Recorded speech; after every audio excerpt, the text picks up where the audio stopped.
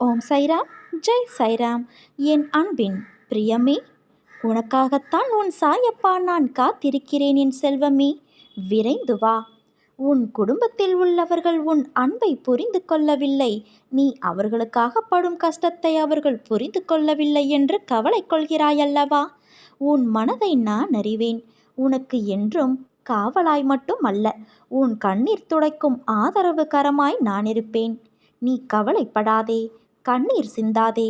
நீ புண்ணியத்தை சேர்த்து கொண்டு இருக்கிறாய். இந்த புண்ணியங்கள் நிச்சயமாக உன்னை காக்கும்.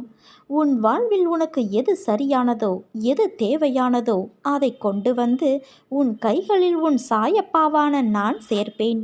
உன் வாழ்வில் சில நினைவுகள் மனதில் வடுவாய் அமர்ந்து ஆழ்ந்து அழுத்தி உன்னை சிந்திக்க விடாமல் வேதனை என்னும் படுகுழியில் தள்ளி உன் வாழ்க்கையில் நீ முன்னேற வேண்டும் என்ற எண்ணத்திற்கு அது தடையாக இருப்பதால் திக்கு தெரியாமல் குழம்பி போயிருக்கிறாய்.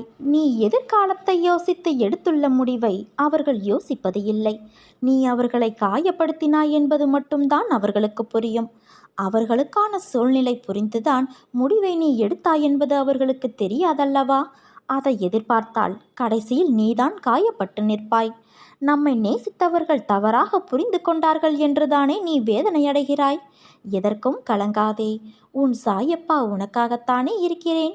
உன்னை நிச்சயம் முன்னேற வைத்து வெற்றி பெற வைப்பேன். என்னை நம்பு. நீ கொஞ்சம் பொறுமையாக இரு. எல்லாவற்றையும் கடப்பதற்கு உன் சாய் தேவான் நான் உதவுகிறேன். உன் மனதை மட்டும் என்னிடம் நிறுத்தி அமைதியாக இரு. பிறகு உனக்கு நடப்பவையெல்லாம் நல்லதாகவே நடக்கும். அதற்காக நான் உன்னுள் இருக்கும் பக்தியை கண்டு வியந்து போகிறேன். உன்னிடம் நான் எதிர்பார்ப்பது இன்னும் கொஞ்சம் பொறுமையாகவும் நம்பிக்கையோடும் சில காலம் காத்திரு என்று.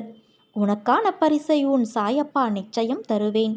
உன் அம்மாவாக அப்பாவாக நான் என்றும் இருப்பேன். என் கண்ணிமையில் வைத்து கருவறையில் காப்பது போல உன்னை நான் வளர்க்கப் போகிறேன். நான் சில நாட்களாக உன்னை மிகவும் உன்னிப்பாக கவனித்து கொண்டு வருகிறேன்.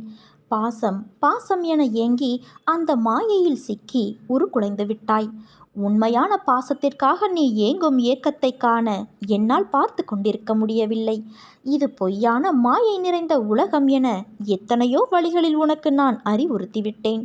ஆனால் நீ திரும்ப திரும்ப அந்த மாயை வலையில் சிக்கிக்கொண்டு வெளியேற தெரியாமல் தவிக்கிறாய். இப்போது உனக்கு ஒன்று சொல்கிறேன் கேள்.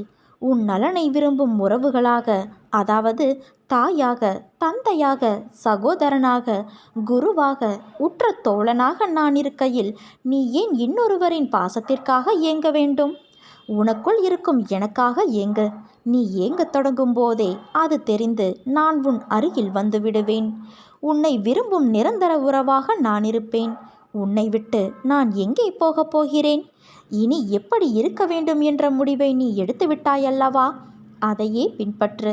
நீ எதற்கும் கலங்க வேண்டியிருக்காது. நீ நம்பிக்கையோடு இரு. நல்லதே நடக்கும். சாயிருக்க பயமேன்.